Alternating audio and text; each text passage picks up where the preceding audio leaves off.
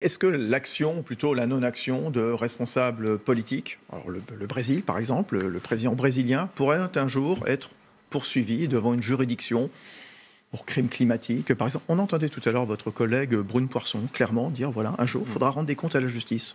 Ce qui est sûr, c'est que, on le voit, un certain nombre de grands principes internationaux qui nous semblaient acquis depuis la fin de la Seconde Guerre mondiale peuvent être battus en brèche, hélas.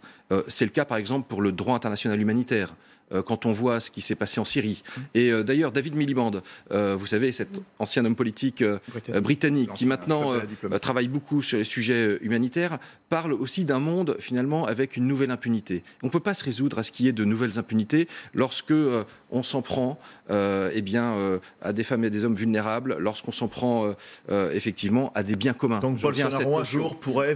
Je ne suis pas là pour pointer du doigt X ou Y. Il faudrait instaurer un crime contre le climat, par exemple. Ce qui est sûr, c'est qu'il faut travailler sur des mécanismes de redevabilité. On ne peut pas prendre des engagements et ne pas les tenir. Et la redevabilité, je crois que c'est au cœur de tout ça. C'est pourquoi